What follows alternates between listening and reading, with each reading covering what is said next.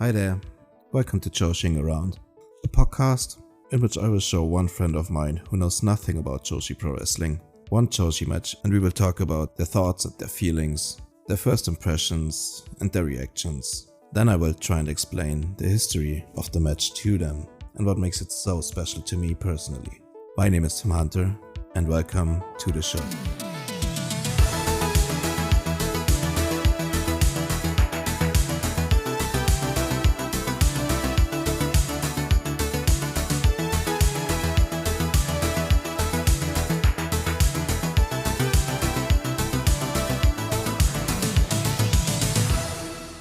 Hello and welcome to the 7th episode of Joshing Around. My guest today is Jared. Hi Jared, do you want to say something about yourself? Do you want to introduce yourself? Hi Tim. It's good to be here. Good to be on the show. I have been watching wrestling for, it seems like most of my life. Between seeing Sting in WCW back in like the late 90s to eventually going to WWF when that went away, to TNA soon after that. And with the gap in between, most of my life has been wrestling in some form or faction. All right. But you've never really gotten into Joshi much before? It's mainly been American wrestling for you? Almost exclusively. Now with... I think my first international foray was when AJ Styles went to New Japan. Was that 2013, 2014? And following his career over there was when I got into Japanese wrestling as a concept. Mm-hmm. When with AEW doing Forbidden Door, I will kind of dip my toe into the Lucha Libre every once every few months. But as far as women's Japanese Joshi wrestling, outside of like the independent scene here in America where people will come and visit, I am not familiar with most of what's going on in Japan. All right, awesome. That makes for the best premise usually for this one. What's cool about this episode is like you just kind of saw my podcast on social media on Bluesky and just hit me up with a DM that you want to do the podcast. Mm-hmm. I like that. That was like a cool experience. You're the first person to approach me that way. But yeah, that's always a possibility. If anyone out there listening wants to do the same, yeah, that's cool. So, Jared, you watched the match from Stardom. This is the second Starlight Kid match I have on the show. I guess the third if you count the All-Star Grand Kingdom review with Trish. Mm-hmm. And it is against longtime rival Azumi. They've had many matches. The one we're covering today, this is their match from February 23rd, 2022. It is probably their most heralded match, I'd say, like their most well-regarded match. It's gotten a lot of hype online when it happened. I don't know if you caught any of that in any way. Or I don't recall. Probably not, right? No, mm-hmm. I know who they are, just like mostly from the internet. But any particular like them having a rivalry, I did not know that. No. All right, yeah. Now it was just like this high speed style is like something that a lot of people weren't like used to like that. Just going 100 miles an hour for like that amount of time. Mm-hmm. That was a bit unusual for people to see, so. That's why it's gotten like a lot of hype from like Dave Meltzer and stuff. It's gotten a lot of like attention through that on Twitter and stuff. But you watched it for the first time now this week. What were your first like reactions to it? What was your first impression of the match? Well, I'll say the very first thing, and the only bit of research I did is I wanted to like have a visualization of Starlight Kid's mask. So I looked up, Wikipedia, just have like an image search of like, okay, this is what her mask looks like. And I have notes about it later. But the second thing I noticed is she is only, 23 now? Which me doing the math means that she was only 21 and Azumi was only 20 when this match happened. Which is, I think, the most incredible thing about this whole match is they look like they have been wrestling for 10 years, and neither one of them were, much older than I was when I was like finishing up college and everything. And that's my first thoughts on it is how much of like ring veterans they seemed without being hardly adults. That is true. But you can basically make the case for them being ring generals at that time already. I can get into that a bit because like Azumi's debut was in 2013. Wow. She's now 22 years old, so people can do the math on their own. Yeah, wow. For that one, it's a bit crazy how it goes over there. She didn't have a debut in Stardom. I think it wasn't. It was just at some like exhibition match. I don't know. It wasn't a real debut in that sense. But she like kind of started training around that time. So when she was basically a child still. That's a bit unusual. Like especially over here in America, that doesn't really happen. Right. Like the youngest guys you see are like maybe Billy Starks or like Nick Wayne on the Indies, who were like getting out there at like 16, maybe. Yes. Before he was in NXT, I would see Javon Evans wrestle in the North Carolina Indies, and he would sometimes be late because he was doing his high school track meets, and then he'd leave there and come to wrestle. So that is still, like I said, when I was 16, there was no way I could have done anything like that. And these people are champions in promotions all over the country and some parts of the world. Yeah, that's true. So she had like two small, like just exhibition things in Stardom in 2013. She didn't really start out until like 2016, basically. And 2017 was the first year where she was like, I guess you could say full-time wrestling there. So Starlight Kid started in 2015, so 2 years later, but that's still plenty of experience between both of them.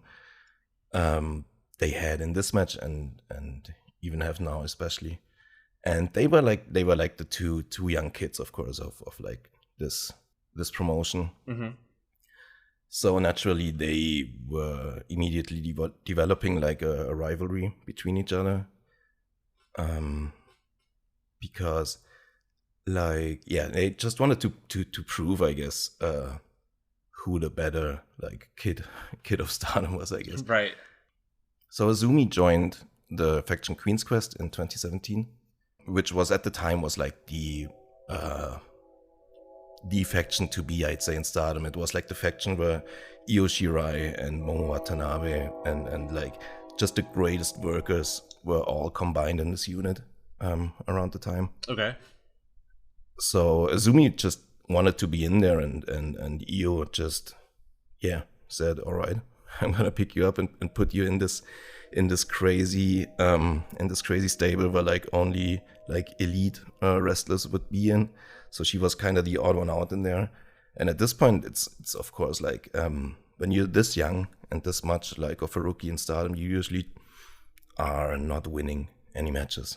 You're just like learning and losing on the road the entire time, I guess. So for her to get into this unit was pretty special. And Starlight Kid didn't really have like any early success like that. She later was picked up by Mayu Iwatani for her stable in Stars, but that wasn't until like 2019, I think. But they in 2017, Azumi and Starlight Kid actually teamed together in the tag league. They got 0 wins in the entire tournament. Tag league is like a tag team tournament they have in Stardom every year. So Azumi had no one in her stable to team with her, so she just asked Starlight Kid to be her tag partner there. Okay. And Starlight Kid obliged, but they weren't very successful then. And they went like the separate paths after too. So that's kind of where their like relationship came together, though. They have like I can maybe break a bit of kayfabe here. They've been friends in real life for a long time. Okay. So that often makes for the best rivals in wrestling, I guess. I've noticed that. Yeah, it seems like I remember when Okada faced Shibata, they had their crazy match after the New Japan Cup, and Mm-hmm. that was the one where Shibata apparently almost died, and they were the best of friends. I heard behind the scenes, but you wouldn't look at it seeing how hard they hit each other. And same in this match, I guess too. Yeah, no, for sure. That's a legendary match. I don't know. Have you ever seen that one? Yes, that I remember. It was about 5 a.m. my time, waking up to watch it on New Japan World, and trying my best not to like wake my parents who were upstairs because I was still living with them. And successfully, but barely, because that was a wild match. Yeah, that's one of the greatest matches ever, I Mm-hmm. think. So yeah, but they have basically been feuding for like pretty much a decade now at this point. I mean, at this point they're in the same stable, but they still recently had a match at All-Star Grand Queendom, the biggest show of the year this year. They fought for the white belt. So at first, Starlight Kid was the first one to really get a belt for herself. Between the two, she became the Future of Stardom champion in 2018. The Future of Stardom belt is like this title that's exclusively for people, for rookies and younger wrestlers. I think the rule is either below 2 years in ring experience or below 20 years of age or 21. Okay. Is the rule for this belt. And this was Starlight Kid's first championship, and they had matches for that one. Azumi won the Future belt later, the Future of Stardom title, and this was when Azumi was taking off more, while Starlight Kid kind of stagnated in her role as Mayu's young girl in Stars. This was when Azumi won the Future belt and got more and more like successful in her own career. And then Starlight Kid was basically forced to turn heel. So in this match, she was the heel. I don't know if you've really picked that up from the match. I think the typical feeling you have when you're seeing a heel wrestle is cheating or any kind of like playing negatively to the crowd, which she didn't do. But it was more of she was not the hero, where Azumi was clearly like the fan favorite. So I think just in the context of who was facing who, and just very little I could understand from the video package, that black and purple means evil and white and purple means good, and they kind of went off of that and their styles without the like typical, at least in America, the eye poking and face raking and stuff like that. Right, exactly. This is kind of like ode to this match being a special thing for them, because they call themselves the eternal foes of Stardom, and because of that, like Starlight Kid in the pre-match press conference, she said that she didn't want to cheat in this match. Like, she has this unit. Starlight Kid at this point is in Uedo Tai, was the big heel faction in Stardom. And they typically, like, they're kind of, I don't know how much you watch New Japan, they're kind of like House of Torture-esque, almost. Okay. In how much they, like, interfere in matches and run in and cheat and hit people with weapons and stuff. And Starlight Kid at the time was basically their leader, I guess, because their actual leader was injured at the time. So Starlight Kid basically kind of took over that role of leader of that faction, and she's gotten really good at using the advantages that this heel stable like brings her with all the cheating and interference. But so for this match, she decided to command her people to stay out of it, because she wanted this match to be like a straight up fair one-on-one. She just wanted to know who of them was the better wrestler, I guess. And that makes because it's such sorry. That makes sense in the match itself, because there were several opportunities where I just knew that someone was going to pull hair or grab her foot, or they were all at one point on the ground next to each other, and I was surprised that no one interfered at all. At any, like, there was never even a distraction at any point. It was just a straight one-on-one the whole time with their friends on the outside. Right. So this match was for the high speed title. The high speed title is like this special thing that like only Stardom has, I'd say. It's kind of like a lightweight title, or like maybe like an X Division title in TNA was, yes, or like light heavyweight in New Japan is. It didn't have like really special rules at the time, but like it was kind of understood between the wrestlers that like in high speed matches you just go at 100 miles an hour the entire match. I think this one is actually more ground based than people think it was. Like watching it back, like at the time when it was getting a lot of hype on the internet, the big thing was like at how fast they're going the entire time. But I thought, like watching it back like this week a couple of times, my main thought was that it's actually a lot more technical and ground based. Like it breaks down into like the submission is the deciding factor in the end, right? And Azumi kind of breaks down Starlight Kid's arm more and more over the course of the match. That plays a lot bigger of a role in this match than I think people give it credit for. Yeah, it's like when I hear high speed, X Division is the first place I go to. Watching those old, Chris Sabin versus Sanjay Dutt matches, and they don't stop moving for, they only get 8 minutes, but they hit 400 moves in those 8 minutes. And they do that at the beginning of this match. The first minute, they don't stop moving, but then when it slows down, it gets not better or worse. It is just different than how I expected it, especially with the first, maybe 75 seconds of this match. Right. Overall, like your first impressions, did you when you went into it, when the I think I'm done with the history for now. I think I explained most of it. Mm-hmm. We can get back to that later if you want to know more about those two individually. But I think we could go more into the match now. Sure. I haven't really like asked you for your full thoughts yet.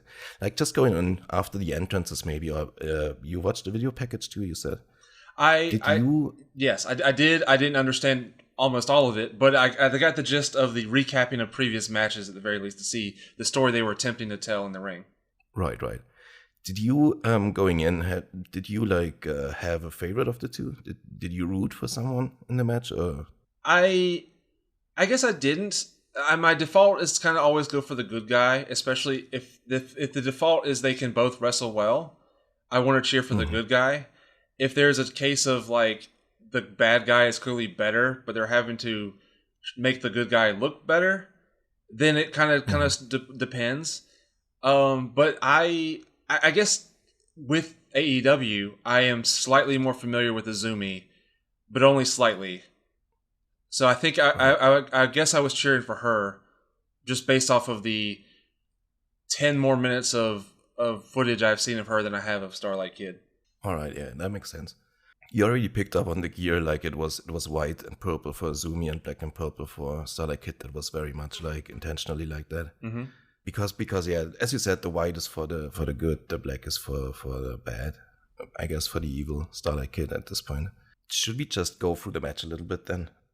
Sure. Because I think like the first part is like this crazy high speed part, but I think the match really breaks down when they go to the outside, right? That's when you can tell that the story of Starlight seemed to be working the back and the neck. Mm-hmm. And Azumi was working the arms. That's when it started to become more apparent. Right, that's true.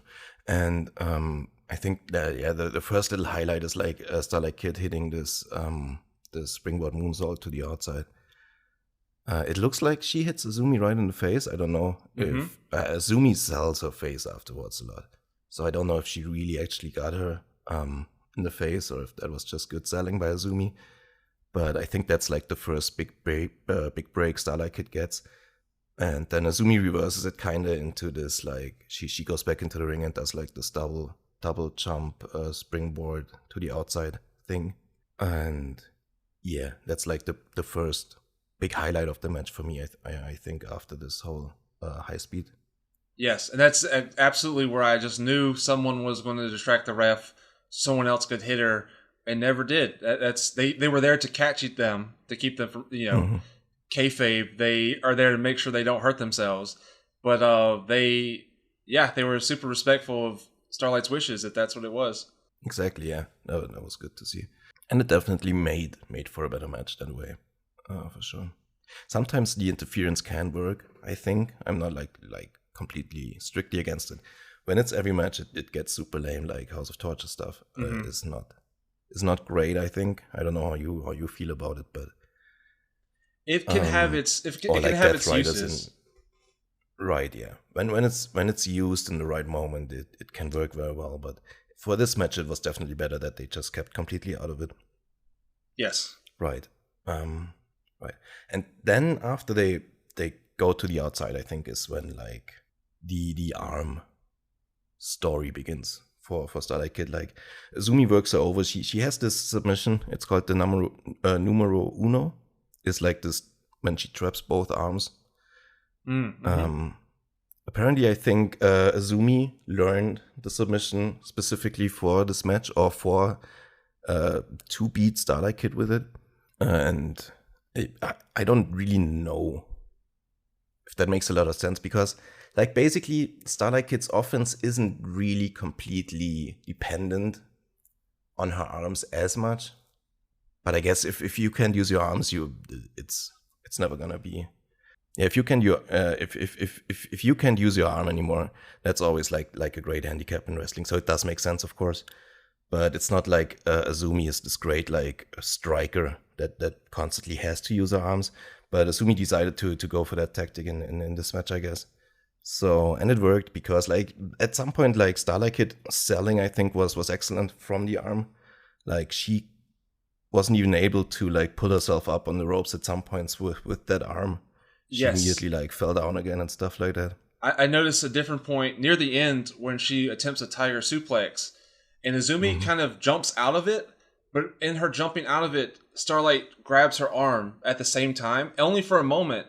But just even if the camera barely picked it up, but it's like, oh, her shoulder is so hurt she can't even do this one move that could maybe even put her away. So and I can't speak to it because of divisions they have in the company, but the arm thing would make sense since they're nearly the same size. When I assume they're probably smaller than most people that they would face normally.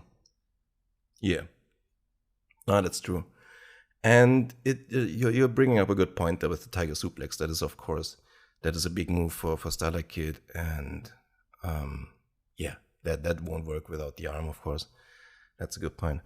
And size-wise, you're right. They have graduated since like I guess you call it a graduation from like lightweight to heavyweight. In this case, from the high-speed division to like a higher division, I guess. They recently fought for the white belt, which is like the second highest belt in Stardom. Okay. It's kind of like the 1B title to the red belt, which is like the top prize. So to this point, they fought for the future belt, the high-speed belt, now this year for the white belt. And another thing about this match in specifically was that they always wanted to main event with this match. That was like one of their big dreams or like the big goals of this rivalry. And it wasn't the main event though. They put it up to a poll. They thought they were popular enough, so they made like an internet poll. They did that in New Japan once too. I don't know if you know the story with Naito.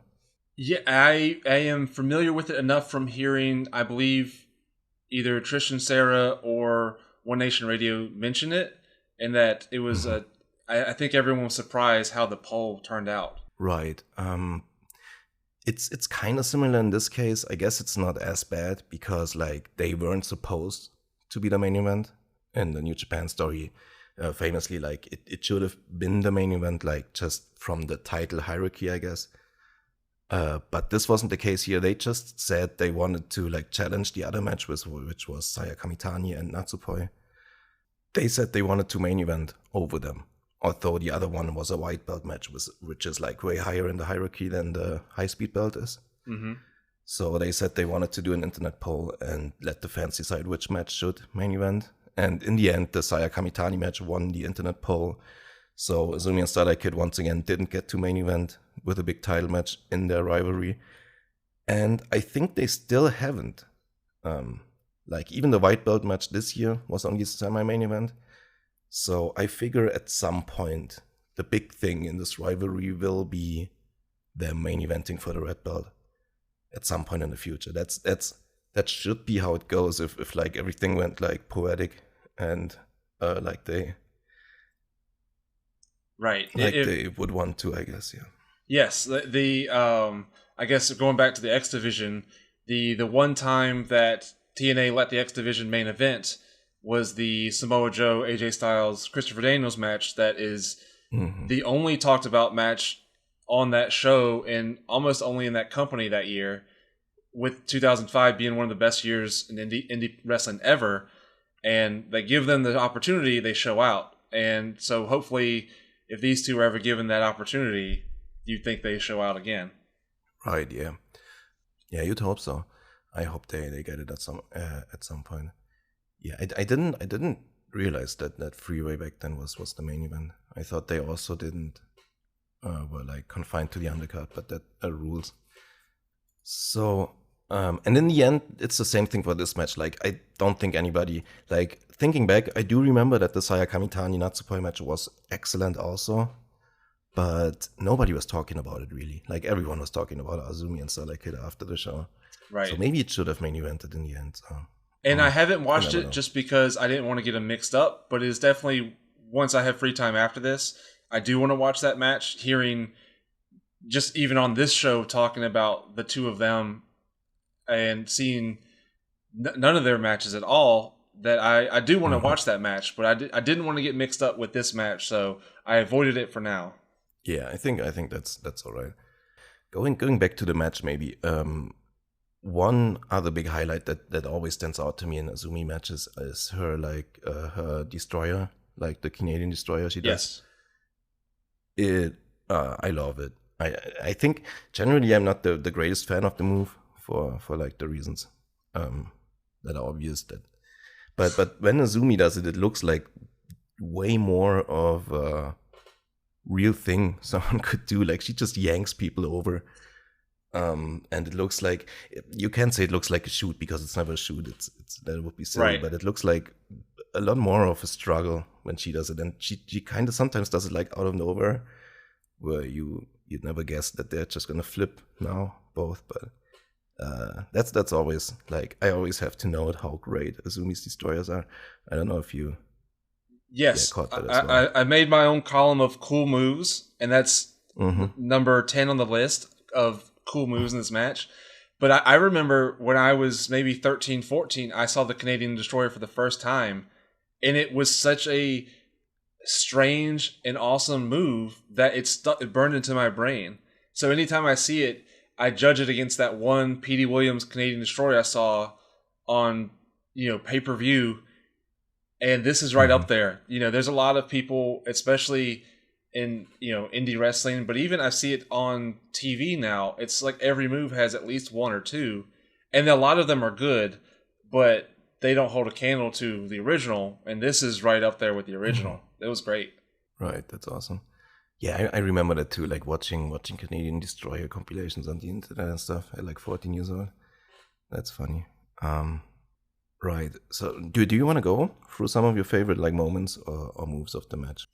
Yes. After the initial back and forth, that first, like I said, minute of the match, where they were just, the typical reverse a pin, arm drag, move into a standoff. They started hitting some of the stiffest forearm shots I've seen in a long time, which really, I think, speaks to the culture where, it's and in men's wrestling, you start chopping, but, they're wearing shirts, so you can't do that. But they, in a where we all know this is fake, they throw and receive at 100% every time. That's true, yeah. And it's whenever, back before everyone left Twitter, you see clips of a Miyu Yamashita throwing a kick to someone's head and nearly knocking it off their shoulders, and it's like, yeah, every time they're not. It may be fake, but they won't let you know that. You have to figure that on your own. So super impressive of these two women who, if you saw them on the street, you just think they're regular people, but they are killers, especially when it comes to their strikes. Right. No, go ahead. I just wanted to say this forearm exchange is kind of like iconic too for those two, because they have a lot of callbacks in this match to like the earlier matches. And I think like in their first matches was basically just a bunch of forearm exchanges. At least that's what you see like in highlight packages of those matches, is like the forearm exchanges. So them going right into that at the start is kind of a callback for them to like the earlier matches too. So. And where it is in the match makes sense too. Here's the high speed. Right. Here's the callback. Now we're gonna do the like dives to the outside, and this is where this new match really starts. Right. Yeah, that's true. Also, this arm trap I told you about is another like callback. The numero uno that in the end gets the submission too when Starlight Kid submits verbally, because she can't tap out. She doesn't have any. Yes. Verbal tap out is really old school. I dig that a lot too. Mm-hmm. Of like, you see them, their fingers or their toes. Like, no, you tell me that you quit is such a way a dominant win. Mm-hmm. And another special thing for this match is the Spanish fly from the top rope. Yes. Starlight Kid actually calls that the Eternal Foe. Is like her name for the move, because she pulled that out once specifically for Azumi to win a match against her. So she named the move basically after their rivalry, the Eternal Foes of Stardom. And in this match, she tries it again.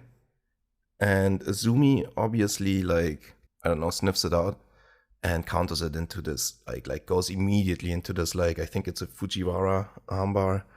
As soon as they land from the Spanish fly, you could kind of tell, like, at first it looks a bit like they're cooperating on the Spanish fly, which you always do on a Spanish fly, obviously. Right. But just, but it's more like Azumi just kind of knows what's coming and manages to reverse it right away when they land. And this leads pretty much into the finish, I think. Like, this counter to the Eternal Foe, to the top rope Spanish fly, was like the last straw that Starlight Kid had. And after that, she's just like, Azumi just kills her basically after that. Yes, because after that is when the Tiger Suplex is attempted. And then after that is when she starts, she gets 2 unprotected head kicks in a row. Mm-hmm. And then the Destroyer, and then the roll up with the numero uno. Right, and that is just like, in my list of cool moves, she hits 4 in a row. So that's kind of the beginning of the end. Once the Spanish fly doesn't work, then it's all over for Starlight. That was her one shot. She counters. She has a couple more attempts at moves and pinfalls, but Azumi hits her with 1, 2, 3, 4 moves in a row, including two kicks to the head that wrap it up, even with 2-3 minutes left to go in the match. Right, that's true.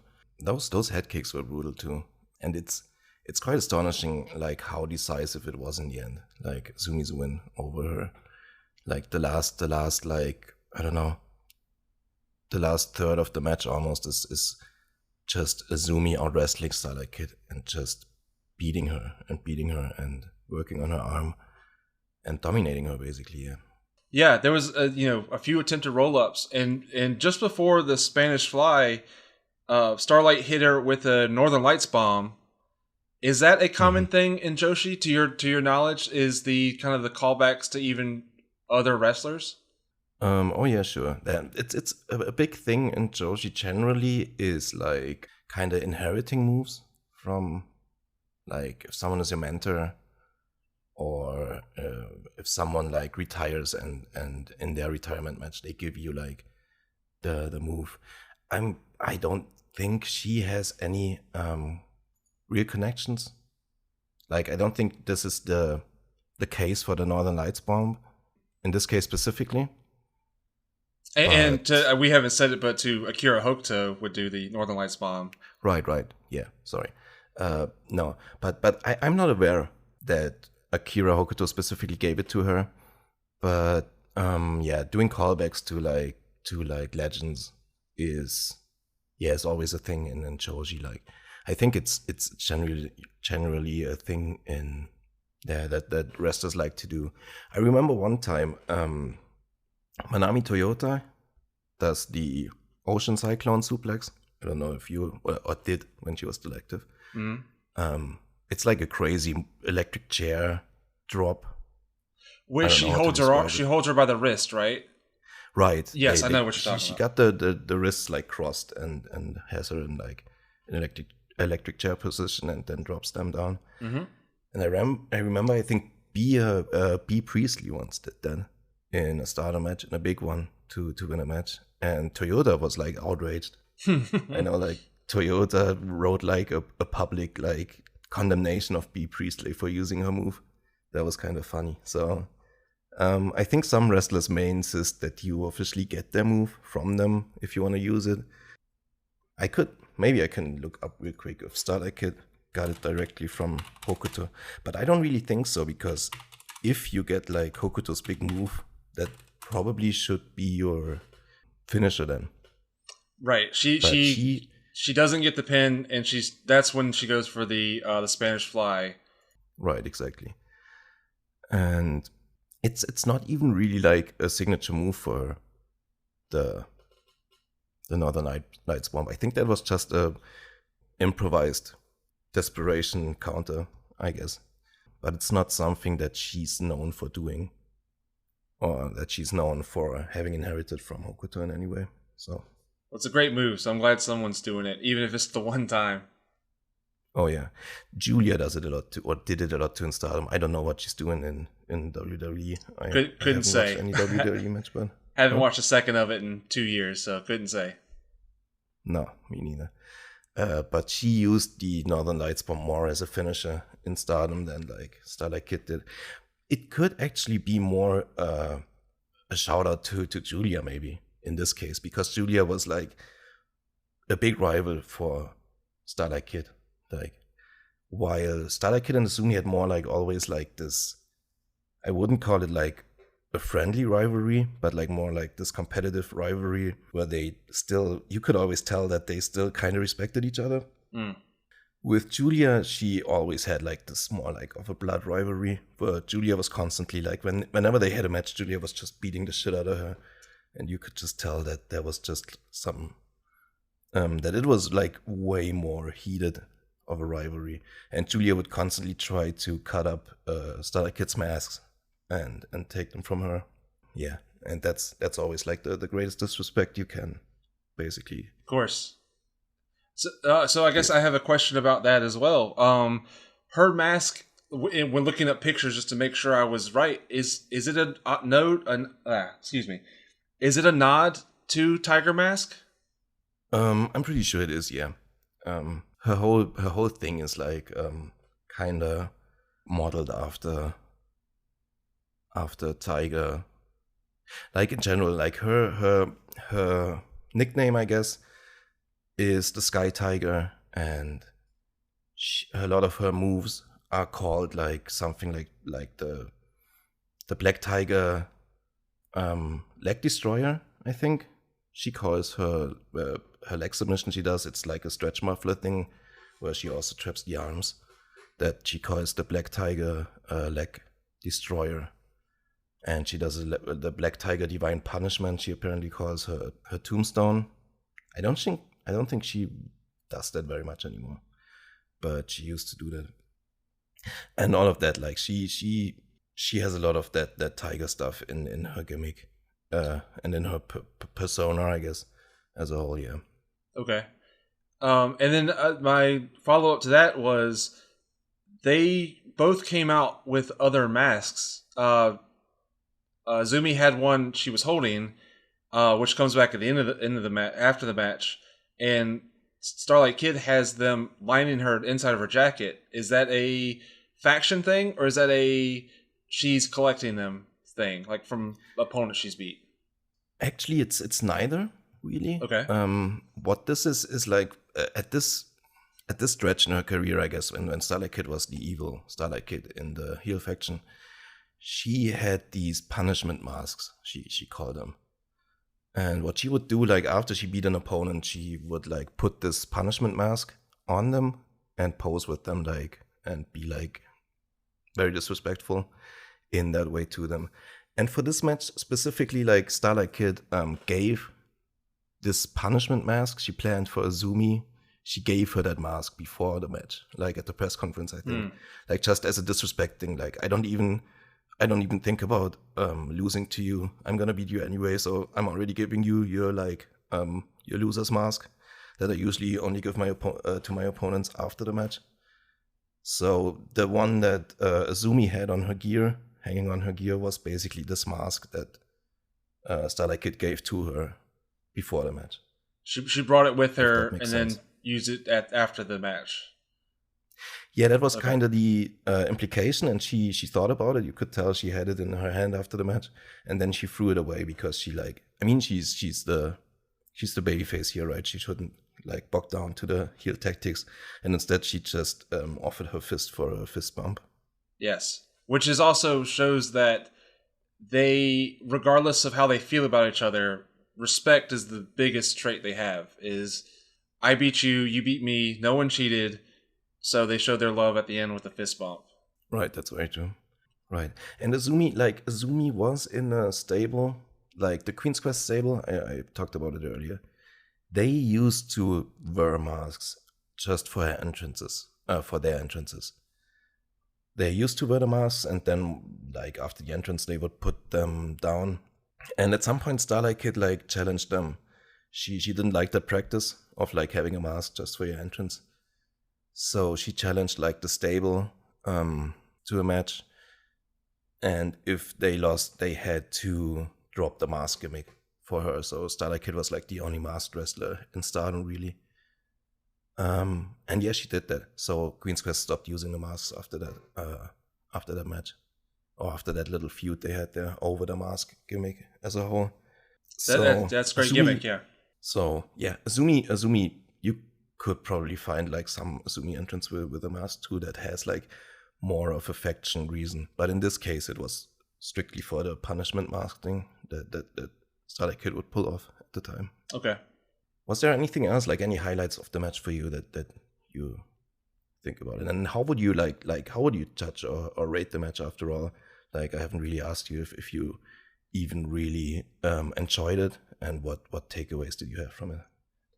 This would be a great swerve if we talked all this time and then at the end I say, nah, couldn't stand it. Not enough headlocks or anything like that. Yeah. I enjoyed it a lot.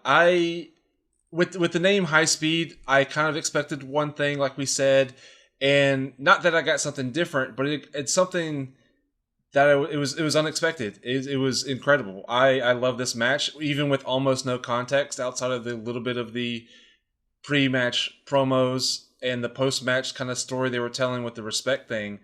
And almost listened to it on mute and would have nearly the same effect. It was incredible.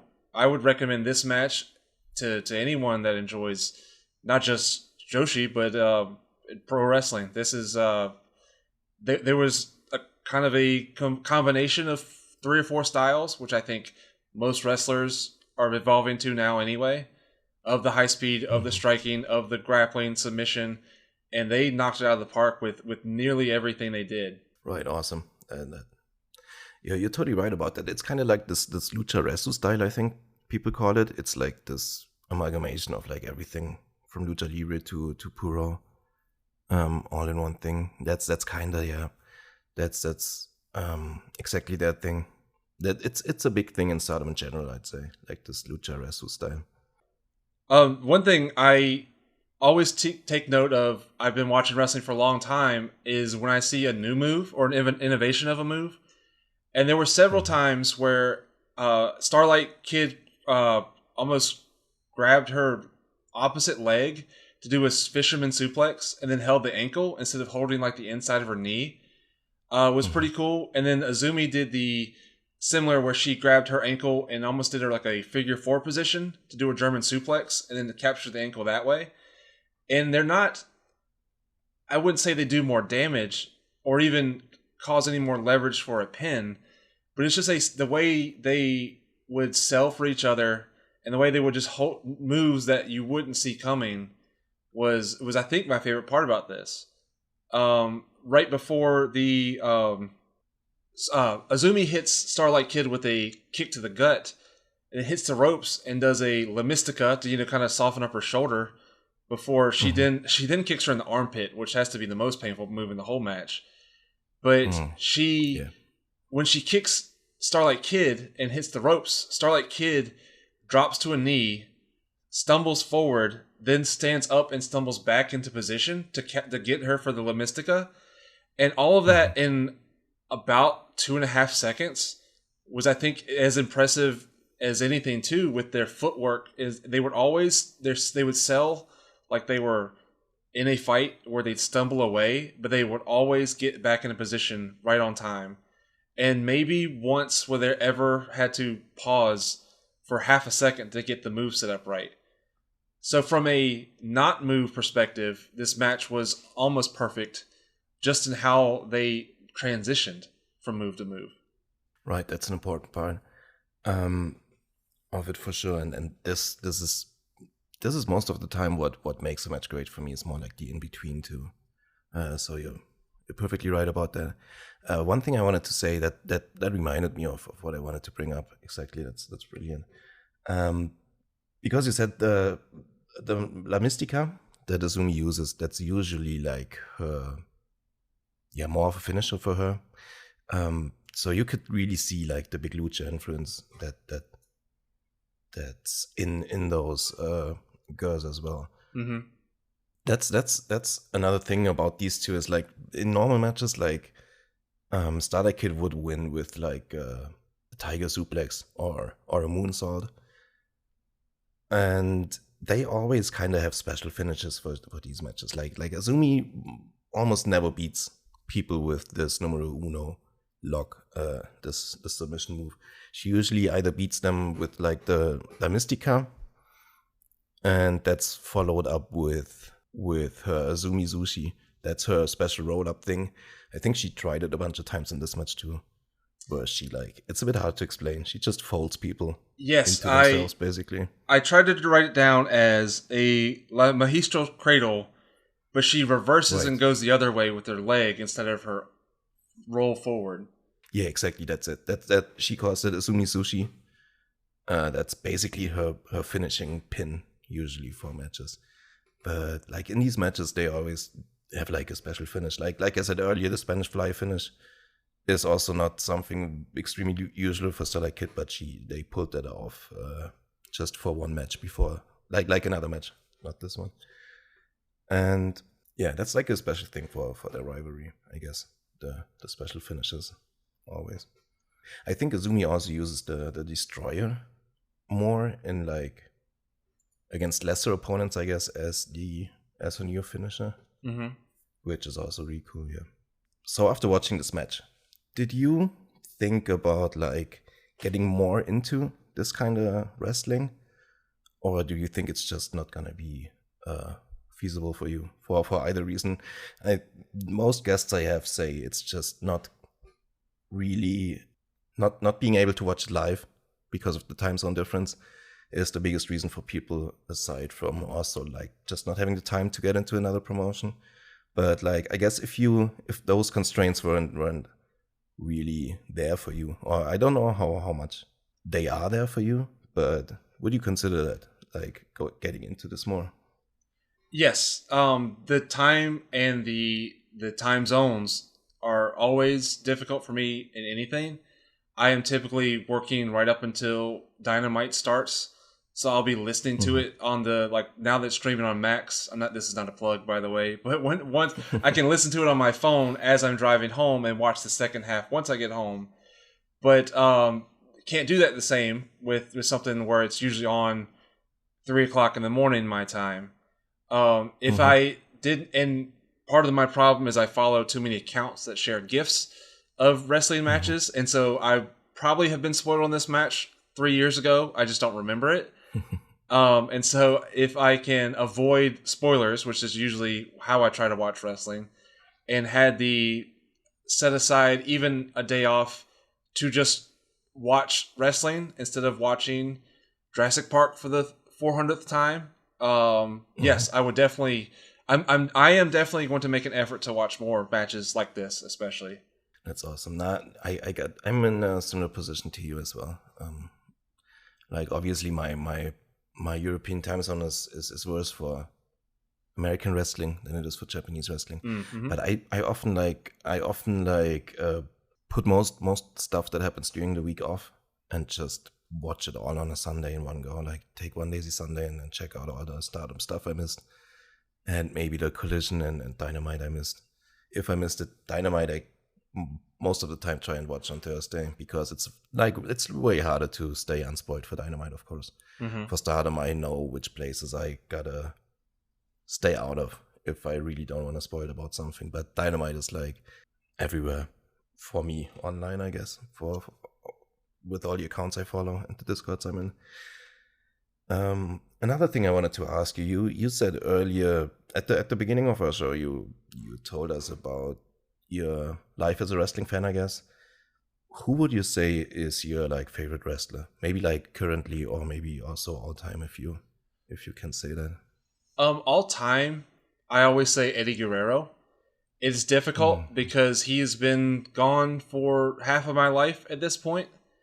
I watched him in when I said 98 WCW, he was leader of the LWO, right? They were being mistreated, and he stood out as such a charismatic guy who would do the great, lucha flips and everything too, but he was on the microphone, and I would just love watching him. I still have the Eddie Guerrero is my favorite wrestler t-shirt. But because positively or negatively, I did not get to see him grow up and grow old, he is kind of stuck in that time zone the way that, like, I watched Jurassic Park, I mentioned earlier, when I was 5, which was way too young, but it's seared into my brain and I don't think it can leave. Right. Where I've watched since then, I was also a fan of guys like Rob Van Dam or Chris Jericho. As they have gotten older into the 2010s, 2020s, and we learn more about people behind the scenes, it gets difficult for me to say that I loved Chris Jericho in 1999 when he was either feuding with the Cruiserweights and Bill Goldberg versus him and what was he doing on Twitter? Why did he retweet that? So my all-timer is still Eddie Guerrero. There is a lot of people who hold a 1A or 1B or number 2, number 3, and it is ever evolving as I go back and watch old Nitros and old, SmackDowns from back in the early days. Now I exclusively watch AEW and independent wrestling.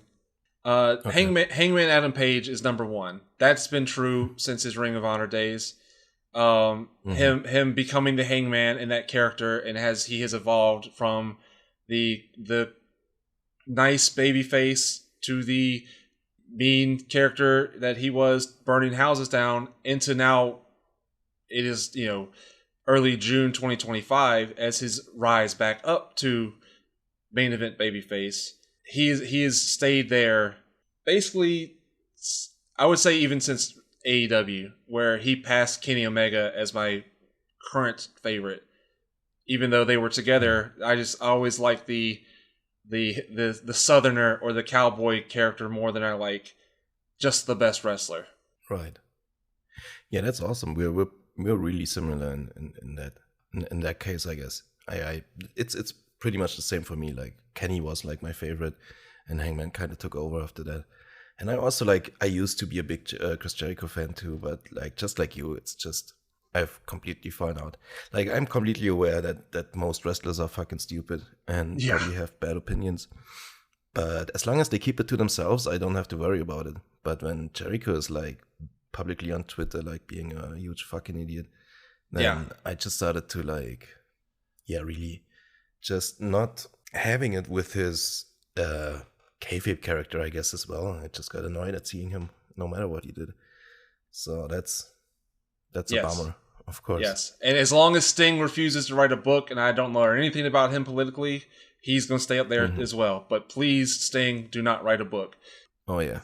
Because I'm afraid of what I might true. find out. Yeah, right. I just know he's very, very Christian. Yes. And that's always a bit the first of a red flag, I guess. Yes. Unfortunately, yes. It's these days especially.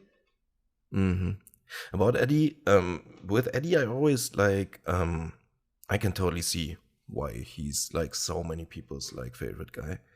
When I was a kid, I was like way more like influenced by kayfabe, I guess, and I was always a Rey Mysterio guy. And like just what you saw from on screen, of course, it always looked like Eddie hated Rey, or like they hated each other. So I was never really a big Eddie fan, just because my child brain didn't realize how great he was back then, and I just hated him because I liked Rey. Come on, Tim. He only wanted his son back. Like, well, I don't get the big deal why Rey had to make so much a fight about it. Yeah. At this point, I was barely watching anymore. Like, but I think even in WCW, they always feuded with each other, right? Yes. They had this like legendary match in '97. That's like one of my, and I think that's probably my favorite WCW match, like of the Nitro era. Yeah. Since we're recommending matches to everybody, them at Halloween Havoc '97, it is incredible. It holds up to this day. For sure, that's a legendary match. Lots of legendary matches coming up today. Right. So, do you have any like other thoughts about Starlight Kid or Azumi? I guess we could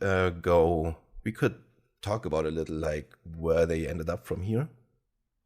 Yeah, because I didn't want to do too much research into it. And I know that Oedo Tai and Queen's Quest no longer exist, but they kind of exist, right? I was wondering, where are they now, I guess is my final note I have written down.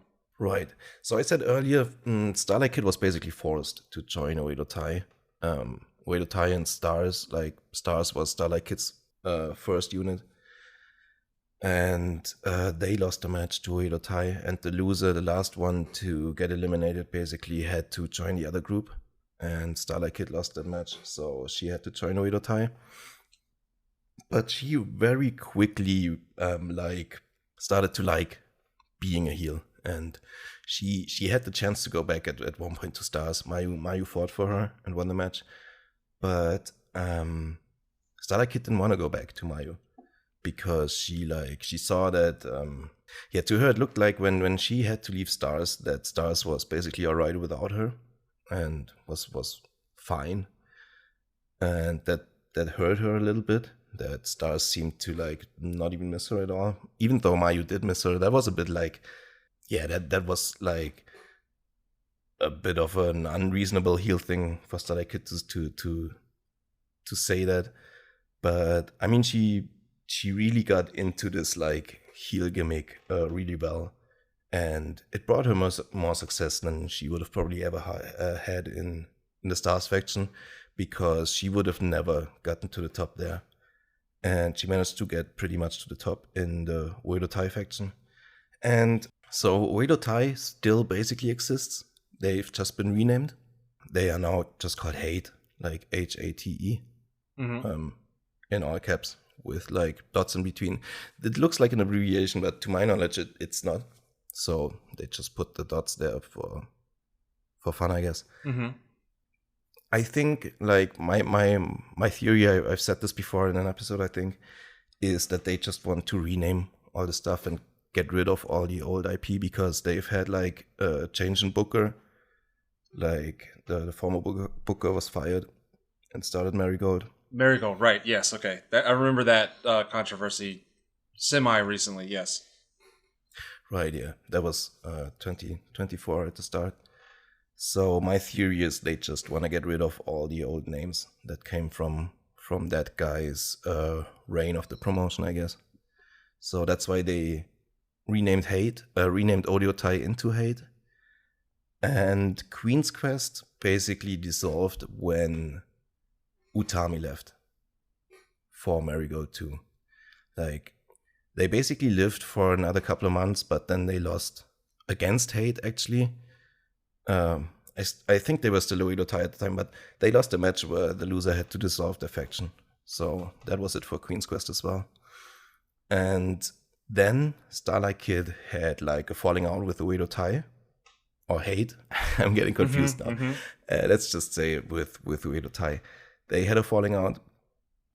They blamed her for a couple of losses they had, and so one time, like out of nowhere after a match, they just beat the crap out of her and kicked her out of the unit. So then at this point, Azumi, Queen's Quest was no more, and Starlight Kid was no longer in any faction, so they found themselves like all factionless. It was this whole group of women of the same age.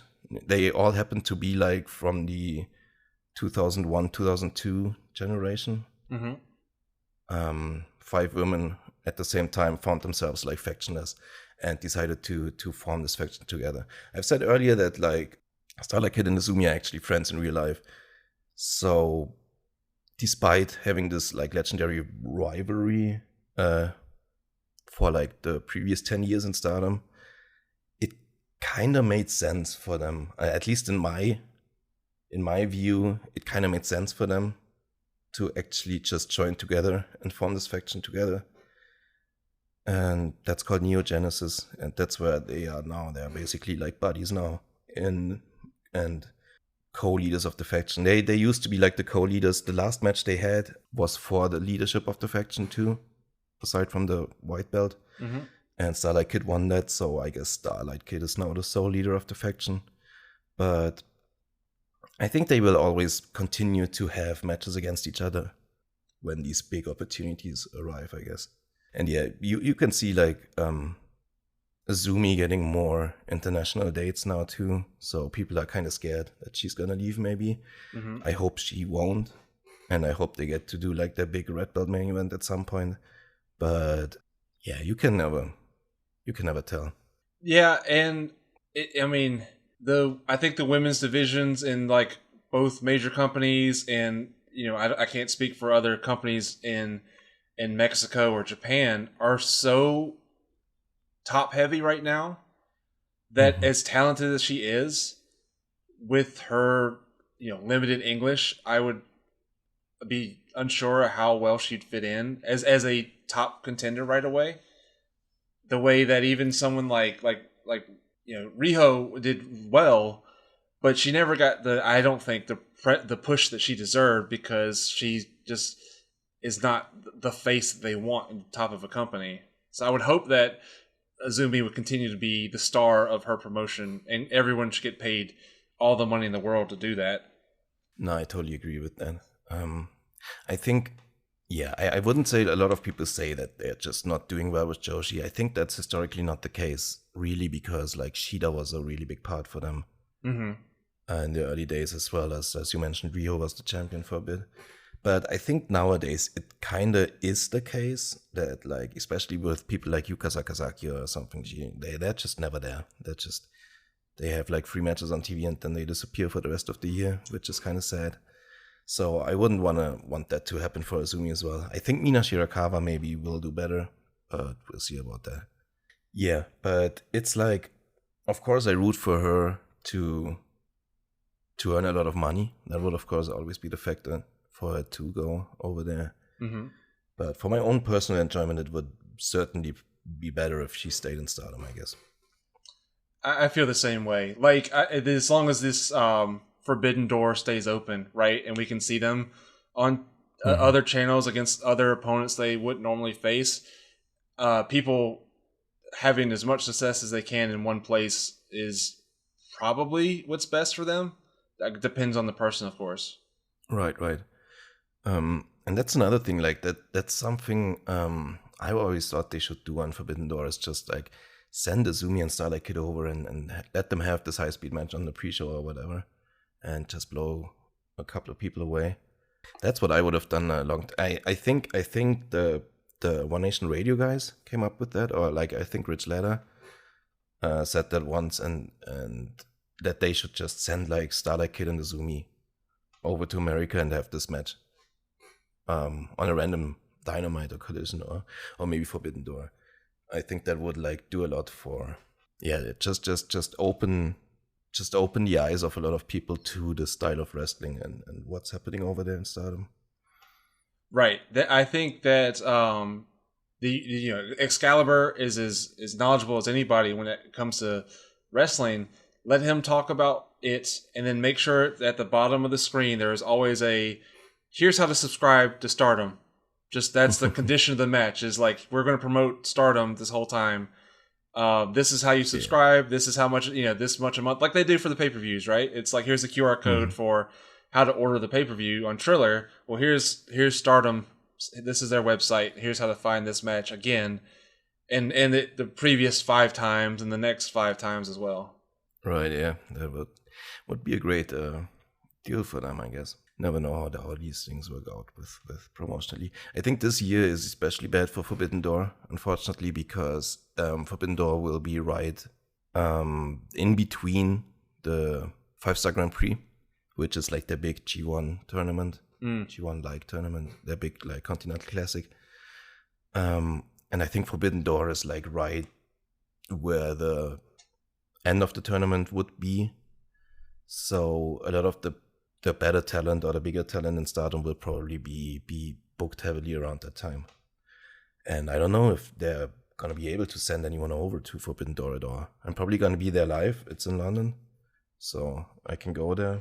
But I don't know if I'm going to see much Stardom on there, to be honest. Yeah, that's a shame, because even, like I said, if half the roster has half the talent these two, they're going to show out. But yeah, I mean, they're. I guess this is a bad year because of they switched the order this year, right? Of Forbidden Door and All In, so exactly, it normally wouldn't be at the same time, unfortunately. Yeah, it makes sense for neither Stardom or New Japan, really. But I think Tony just did what he thought. Maybe it was a bit short-sighted of him too. I don't know how much he thought ahead of that. Because like the G1, I think ends before Forbidden Door, so the talent will be available. But the entire build will basically be without New Japan talent, because they all got to be over there and do the big tournament, like leading up to Forbidden Door. They're just going to cut a phone promo on each other. Right, yeah. Just going to send video packages in, I guess. I don't know. Maybe Tony will send like a couple people over to do the G1, and they're going to build it that way. But I'd be surprised if that happens, really.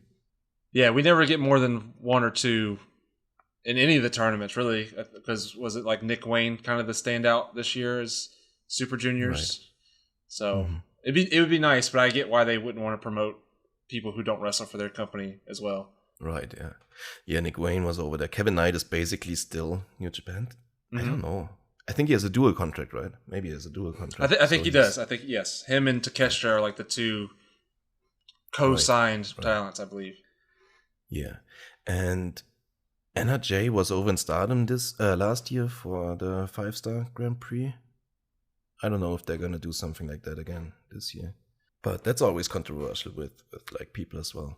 Like a lot of fans like just want to be like have the promotion like secluded from everything. Like people coming in from other promotions is always a bad sign for them. I don't take it as hard as them, but I can totally understand where they're coming from. Like basically, if it influences the booking negatively, then of course it's negative overall for anyone watching. So that's always the fear there. I think like Anna Jay, for example, coming over didn't influence the booking at all. She beat Saori Anou, which is a fan favorite, so that was her first match in, and of course the outrage was already immense there just for beating Saori. But besides that, I think Anna Jay was totally inoffensive in Stardom.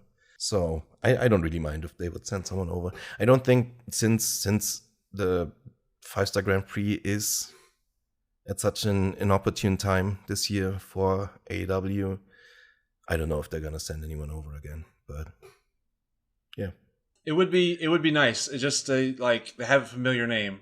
It's not necessary for me to enjoy it, but it's like in here we have the like college basketball tournament.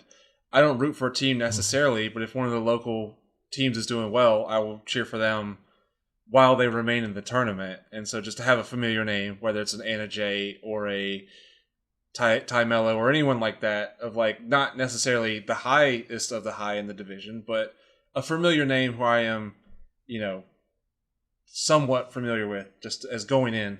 You said earlier, besides AW, you watch a lot of indies. Do you have like local indies where you go to, or do you just watch like on streams and stuff? So the closest thing I have to a local indie that I watch consistently is Deadlock Pro DPW, who started off as based in.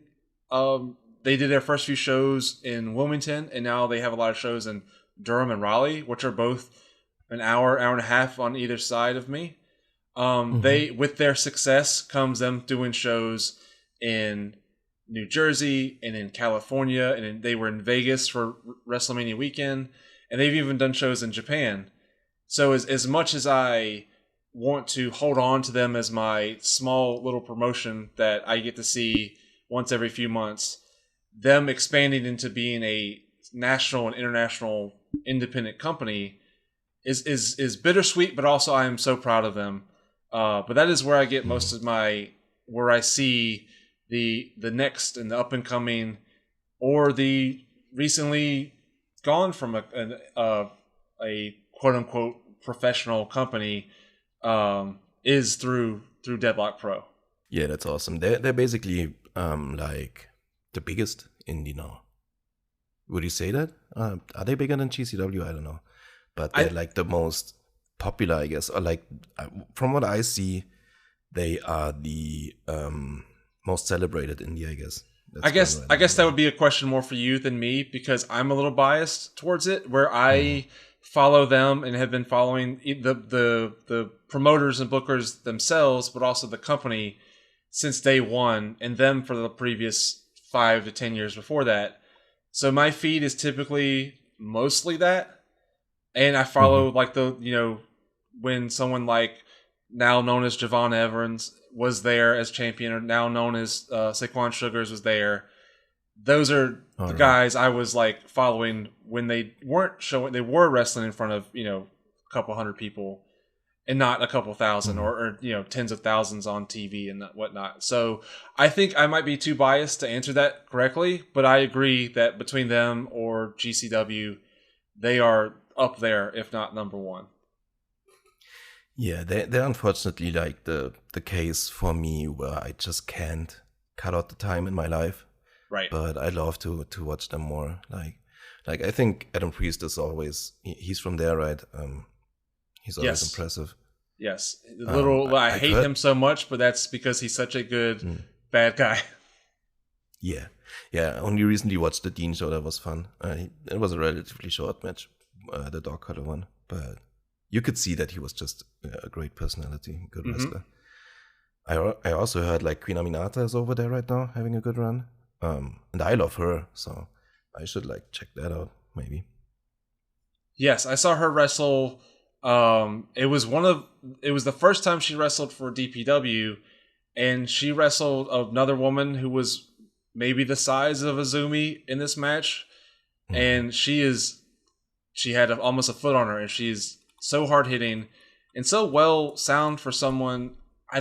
Maybe I'm wrong. Maybe she doesn't have the experience that I think, but is fairly new to the business and is already ready to be a star.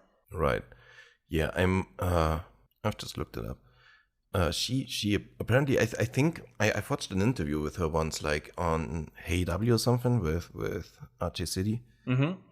I think she debuted it pretty early, like in 2017, says Cage Match, but then didn't really get started or get going until like 5 years later, in like the early 20s. So yeah, looking at her career, she had a bunch of years where she only wrestled like once a month or like 3 times a year in her first year, and then only like once or twice, like very sparingly. And yeah, for her amount of like in-ring experience, which isn't a lot for the time she started, yeah, she's very good. Yeah. And I hope she's gonna get pushed bigger in like AW and stuff in the future. But it's great for her if she's taking all these indie bookings now and getting experience that way, for sure. Yeah, and I'd hate to think of Ring of Honor as like a developmental property, but in a way it is to get people on TV where they wouldn't normally be on TV, or just get matches when they are on matches. So having that for people like her to build up her experience without necessarily having to wrestle in front of a million people is great. Yeah, I'm seeing now she wrestled Magenta in DPW. It's a tag team from the Marvelous promotion in Japan. They are awesome. Maybe that's the match you meant. If those were like two smaller Japanese women. Yeah, I definitely have seen that match too. Yeah, with Marsha Slamovich also. Yeah, no, that sounds great. Maybe I should check out a bit more DPW in the future. That's actually good. Once again, this is not a plug, but they do have a app and everything, so it's a lot easier to find than just on their website. Unless they want to pay me. If they are listening and want to give me a couple $, this would be a plug. We'll see. Right. They can contact us for sure. That's right. If yes. they want that plug. No, sounds great. I should do that. Right. I think we've basically arrived at the end of everything I had to talk about. Did you have any more questions or like any other things you wanted to bring up? No, I think that is about everything I had written down. No, that's everything I have. Yeah, I appreciate just the time to be here. Awesome. Yeah, I appreciate you coming on. I appreciate you just hitting me up on social media randomly and asking to be on. That's great. If more people want to do that, I'm always open to that. If you want to look for me on Bluesky, it's in the text of the podcast. I don't want to plug my stuff here. If you want to plug anything, you can. I mean, besides DPW, of course. Yes, of course. Whenever they're ready to write that check. But I am everywhere, just at my username, JWin1, JAEWINN1. I have had such a great time doing this. I have always wanted to do, whether it's a podcast or something on YouTube, and so this is only strengthening my resolve to maybe try to do something soon. I will try to promote that if I ever do come up with something on Bluesky or Instagram that I barely use. Right, that's awesome. I'm glad that I could be like your starting position or your first foot into like the podcasting world. This is the first time I've been doing anything like that as well. Like the 7 episodes in, and I think it's been a great decision for myself just to be more productive, and it's a good thing. I'd recommend it. I think that more people positively talking about wrestling, women's wrestling, Japanese wrestling is a good thing anyway. Right. That's exactly my goal. It's great to hear the reception so far. Awesome. Then I want to thank you for taking the time today. I know it's always a bit confusing with the time zones and stuff, but we carved out a date that fit for both of us, and that's great. So have a nice rest of your day. It's my pleasure to be here. Appreciate it. Tabletop or whatever. Oh, it's time for D&D now. Yes. D&D, right? Yeah. Awesome. Then bye, I guess. Bye.